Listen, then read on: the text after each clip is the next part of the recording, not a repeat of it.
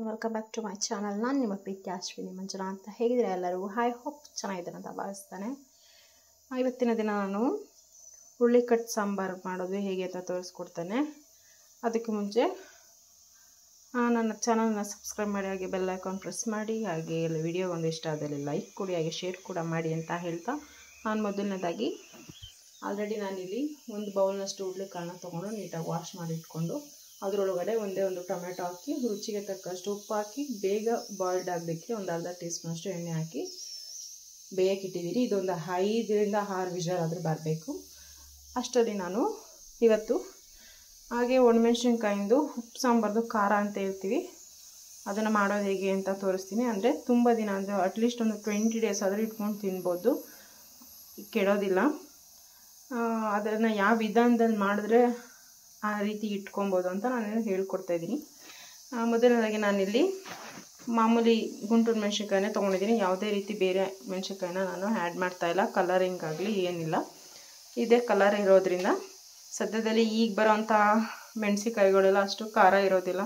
So ಹಾಗಾಗಿ ನಾನು ಗುಂಟೂರು ಮೆಣಸಿನ್ಕಾಯಿನೇ ಇದೊಂದು 10 ರಿಂದ 20-25 ಅಷ್ಟೇ ಇದೆ, ನಾನು ಮಾಡಿ ಇಟ್ಕೊಳ್ತೀನಿ. ಅದಕ್ಕೋಸ್ಕರ ಅಂದರೆ ಯಾವಾಗ ನಾವು ಸಾಂಬಾರು ಮಾಡ್ಕೊಳ್ತೀವಿ ಆವಾಗ ಬೇಕಾದ್ರೆ ಇದು ಒಂದು ಸ್ಪೂನಷ್ಟು ಹಾಕ್ಕೊಂಡು ನಾವು ಸಾಂಬಾರಲ್ಲಿ ಆ್ಯಡ್ ಮಾಡಿ ತಿನ್ಬೋದು. ಹೇಳಿದ್ನಲ್ಲ ಆಗಲೇ ನಿಮಗೆ, ಒಂದು 10 ರಿಂದ 25 ಗುಂಟೂರು ಮೆಣಸಿನ್ಕಾಯಿನ ಇನ್ನೂ ಅದು ತೊಟ್ಟು ಬಿಡಿಸಿಲ್ಲ, ಹಾಗೆ ತೊಗೊಂಡಿದ್ದೀನಿ. ಹಾಗೆ 1 ಗೆಡ್ಡೆಯಷ್ಟು ಬೆಳ್ಳುಳ್ಳಿ, ರುಚಿಗೆ ತಕ್ಕಷ್ಟು ಉಪ್ಪು, ಹಾಗೆ ಉಪ್ಪು ಸ್ವಲ್ಪ ಜಾಸ್ತಿನೇ ಹಾಕ್ಕೊಳ್ಳಿ, ಏನೂ ಆಗೋದಿಲ್ಲ. ಮತ್ತು ಒಂದು 2 ರಿಂದ 3 ಗರಿಯಷ್ಟು ಕೊತ್ತಂಬರಿ ಸೊಪ್ಪನ್ನ ಆ್ಯಡ್ ಮಾಡ್ತಾಯಿದ್ದೀನಿ. ಇಲ್ಲಿ ಅರ್ಧ ಟೀ ಸ್ಪೂನಷ್ಟು ಕಾಳುಮೆಣಸು, ಹಾಗೆ 1 ಟೀ ಸ್ಪೂನಷ್ಟು ಜೀರಿಗೆ ತೊಗೊಂಡಿದ್ದೀನಿ. ಈಗ ಇದನ್ನು ಹೇಗೆ ಫ್ರೈ ಮಾಡೋದು ಅಂತ ತೋರಿಸ್ತೀನಿ. ನಾನು ಮೊದಲನೇದಾಗಿ ಮೆಣಸಿನ್ಕಾಯಿ ಮಾತ್ರ ಫ್ರೈ ಮಾಡ್ಕೊಬೇಕು. ಅದಕ್ಕೋಸ್ಕರ ನಾನು ಆಲ್ರೆಡಿ ತವ ಇಟ್ಟಿದ್ದೇನೆ, ತವ ಬಿಸಿ ಇದೆ. ಒಂದು ಅರ್ಧ ಟೇಬಲ್ ಸ್ಪೂನಷ್ಟು ಆಯಿಲ್ ಹಾಕ್ಕೊಬೇಕು. ಆಯಿಲ್ ಹಾಕ್ಕೊಳ್ಳೋದ್ರಿಂದ ಖಾರ ಕೆಡೋದಿಲ್ಲ, ಹಾಗೆ ಟೇಸ್ಟ್ ಕೂಡ ತುಂಬ ಚೆನ್ನಾಗಿರುತ್ತೆ.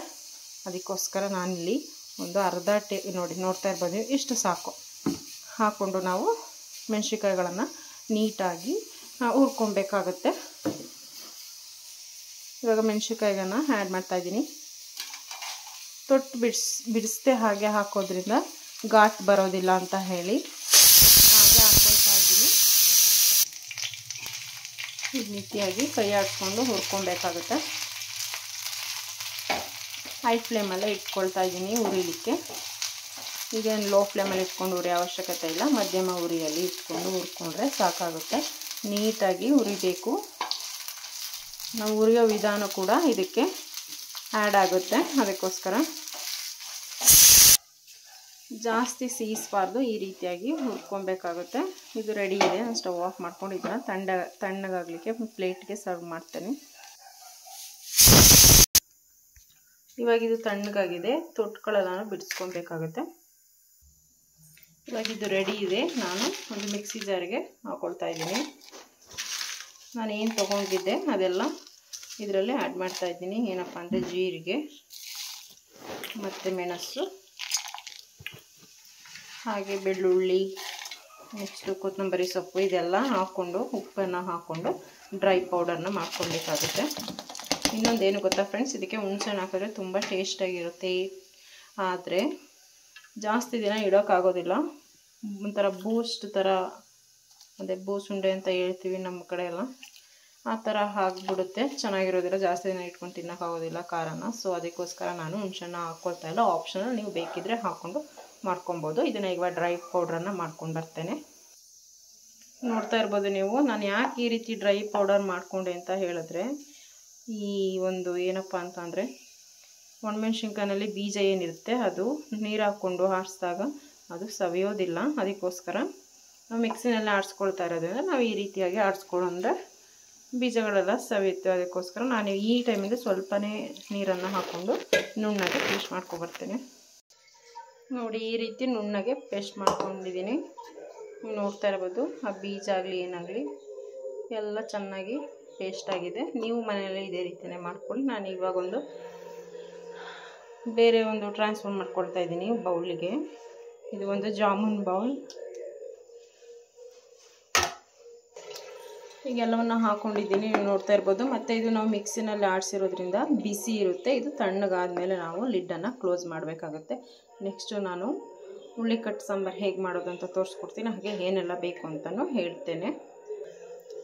ಇವಾಗ ಹುರುಳಿಕಾಳು ಕೂಡ ಬೆಂದಿದೆ, ಹಾಗೆ ಒಂದು ಟೊಮೆಟೊ ಕೂಡ ಹಾಕಿದೆ, ಅದು ಸುಧಾ ಬೆಂದಿದೆ. ಇವಾಗ ಸ್ವಲ್ಪ ಕಾಳನ್ನು ಹಾಕ್ಕೊಂಡು ನಾವು ಸಾಂಬಾರಿಗೆ ಒಂದು ಪೇಸ್ಟ್ ತಯಾರಿಸ್ಕೊಬೇಕು. ನಾನು ಒಂದು ಸೌಟ್ ಕಾಳು ಮತ್ತು ಒಂದು ಟೊಮೆಟೊ ತೊಗೊಂಡಿದ್ದೀನಿ, ಇದು ಆರ್ಲಿಕ್ಕೆ ಇಟ್ಟಿದ್ದೀನಿ. ನೆಕ್ಸ್ಟು ನಾನಿಲ್ಲಿ ಕಾಳನ್ನು ಸಪ್ರೇಟ್ ಮತ್ತು ಅದಕ್ಕೆ ಕಟ್ಟು ಅಂದರೆ ನೀರನ್ನು ಸಪ್ರೇಟ್ ಮಾಡ್ಕೊಳ್ತಾ ಇದ್ದೀನಿ. ಈ ರೀತಿಯಾಗಿ ಮಾಡ್ಕೊಬೇಕಾಗುತ್ತೆ. ಇವಾಗ ಇದು ಸಪ್ರೇಟ್ ಆಗಿದೆ, ನೀರು ನೋಡ್ತಾ ಇರ್ಬೋದು ನೀವು. ಇವಾಗ ಪೇಸ್ಟ್ ಮಾಡಲಿಕ್ಕೆ ನಾನು ಸ್ವಲ್ಪ ಅಂದರೆ ಒಂದು 4ರಿಂದ 5 ಎಸಳಷ್ಟು ಬೆಳ್ಳುಳ್ಳಿ, ಹಾಗೆ ಸ್ವಲ್ಪ ಒಂದು ಅರ್ಧ ಟೀ ಸ್ಪೂನಷ್ಟು ಜೀರಿಗೆ, ಹಾಗೆ 4ರಿಂದ 5 ಮೆಣಸನ್ನು ಹಾಕ್ಕೊಳ್ತಾ ಇದ್ದೀನಿ. ಜೊತೆಗೆ ಸಾಂಬಾರು ಸೊಪ್ಪು ಆ್ಯಡ್ ಮಾಡಿ ಇದನ್ನೊಂದು ಪೇಸ್ಟ್ ಮಾಡ್ಕೊಂಬರ್ತೀನಿ. ನಾವು ಆವಾಗಲೇ ಆರಿಸಿಟ್ಕೊಂಡಿರೋಂತಹ ಜಾರ್ಗೆ ನಾನು ಹಾಕ್ಕೊಂಡು ಪೇಸ್ಟ್ ಮಾಡ್ಕೊಳ್ತಾ ಇದ್ದೀನಿ. ಇವಾಗ ಪೇಸ್ಟ್ ರೆಡಿ ಇದೆ. ಹಾಗೆ ಸಾಂಬಾರಿಗೆ ಒಂದು ಒಗ್ಗರಣೆ ಹಾಕ್ಕೊಂಬಿಡೋಣ. ನೆಕ್ಸ್ಟು ನಾನು ಪಾತ್ರೆಯನ್ನು ಬಿಸಿಗಿಟ್ಟಿದ್ದೆ. ನಾನೊಂದು 2 ಟೇಬಲ್ ಸ್ಪೂನಷ್ಟು ಅಂದರೆ ಒಂದು 1.5 ಟೇಬಲ್ ಸ್ಪೂನಷ್ಟು ಸಾಕು ಆಯಿಲ್ ಅಷ್ಟು ಹಾಕ್ಕೊಳ್ತಾ ಇದ್ದೀನಿ. ನಾನು ಯಾವ ಪಾತ್ರೆಯಲ್ಲಿ ಕಾಳನ್ನ ಬೇಯಿಸ್ಕೊಂಡಿದ್ದೆ ಅದೇ ಪಾತ್ರೆಯಲ್ಲಿ ಒಗ್ಗರಣೆಗೆ ಇಟ್ಕೊಂಡಿದ್ದೀನಿ.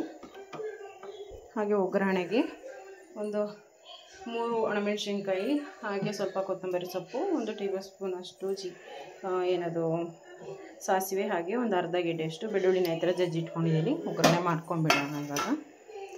ಇವಾಗ ಎಣ್ಣೆ ಬಿಸಿ ಇದೆ. ನೆಕ್ಸ್ಟ್ ಸಾಸಿವೆ ಹಾಕ್ಕೊಳ್ತಾ ಇದ್ದೀನಿ. ಹಾಗೆ ನಾವಿಲ್ಲಿ ಏನು ಪೇಸ್ಟ್ ಮಾಡಿ ಇಟ್ಕೊಂಡಿದ್ವಿ ಅದನ್ನು ಈ ಕಟ್ಟಿಗೆ ಮಿಕ್ಸ್ ಮಾಡ್ಕೊಬೇಕು.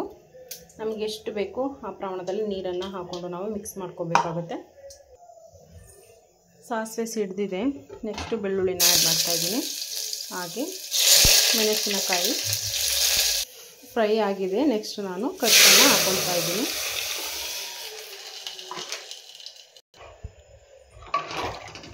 ಈ ಟೈಮ್ನಲ್ಲಿ ನಾವು ಉಪ್ಪು ಸರಿಯಾಗಿದೆಯಾ ಏನು ಅಂತ ನೋಡ್ಕೋಬೇಕಾಗುತ್ತೆ. ಯಾಕೆಂದರೆ ನಾವು ಕಾಳಿಗೆ ಉಪ್ಪು ಹಾಕಿರೋದ್ರಿಂದ ಉಪ್ಪು ಕಮ್ಮಿ ಆಗಿದ್ದರೆ ಹಾಕ್ಕೊಬೋದು. ನನಗೆ ಸ್ವಲ್ಪ ಉಪ್ಪು ಕಮ್ಮಿ ಅನಿಸ್ತಾ ಇದೆ, ನಾನು ಉಪ್ಪನ್ನು ಆ್ಯಡ್ ಮಾಡ್ತಾಯಿದ್ದೀನಿ. ಇದು ಒಂದು 2 ಕುದಿ ಬಂದರೆ ಸಾಕು, ಸಾಂಬಾರು ರೆಡಿ ಆಗುತ್ತೆ. ಹಾಗೆ ಕೊತ್ತಂಬರಿ ಸೊಪ್ಪನ್ನ ನಾನು ಈ ಟೈಮ್ನೆಲ್ಲ ಆ್ಯಡ್ ಮಾಡ್ಕೊಳ್ತಾ ಇದ್ದೀನಿ. ಇದು ಮುದ್ದೆಗೆ ತುಂಬ ಚೆನ್ನಾಗಿರುತ್ತೆ. ಏನು ಅಂದರೆ ಕಾಂಬಿನೇಷನ್ ಏನಪ್ಪ ಅಂದರೆ ಮುದ್ದೆಗೆ ತುಂಬ ಚೆನ್ನಾಗಿರುತ್ತೆ. ಈ ಮುಂಚೆ ನಿಮಗೆ ಕಾಳು ಒಗ್ಗರಣೆ ಮಾಡೋದು ಹೇಗೆ ಅಂತ ತೋರಿಸ್ಕೊಟ್ಟಿದ್ದೀನಿ, ನಾನು ಇದನ್ನು ಹೇಳೋದಿಲ್ಲ. ಇವಾಗ ಇದು ಕುದೀತಾ ಇದೆ. ಇವಾಗ ನೊರೆ ಎಲ್ಲ ಕಮ್ಮಿ ಆಗಿದೆ. ಈಗ ಇದು ಪರ್ಫೆಕ್ಟಾಗಿ ಬೆಂದಿದೆ ಅಂತ ಅರ್ಥ. ನಾನೀಗ ಸ್ಟವನ್ನು ಆಫ್ ಮಾಡ್ಕೊಳ್ತಾ ಇದ್ದೀನಿ. ನೆಕ್ಸ್ಟು ನಾನು ಮುದ್ದೆ ಮಾಡಿಲ್ಲ, ಇವತ್ತು ರೈಸ್ ಮಾಡಿದ್ದೇನೆ. ನಾನು ಇದನ್ನು ರೈಸ್ ಜೊತೆ ಸರ್ವ್ ಮಾಡಿ ತೋರಿಸ್ತೇನೆ ನಿಮಗೆ. ನಾನು ಆಲ್ರೆಡಿ ಸರ್ವ್ ಮಾಡಿದ್ದೀನಿ. ಈ ವಿಡಿಯೋ ಇಷ್ಟ ಆಗಿದೆ ಅಂತ ಭಾವಿಸ್ತೀನಿ ಫ್ರೆಂಡ್ಸ್. ನೆಕ್ಸ್ಟ್ ವಿಡಿಯೋದಲ್ಲಿ ಸಿಗ್ತೀನಿ. ಅಲ್ಲಿ ತನಕ ಟೇಕ್ ಕೇರ್, ಬಾಯ್ ಬಾಯ್.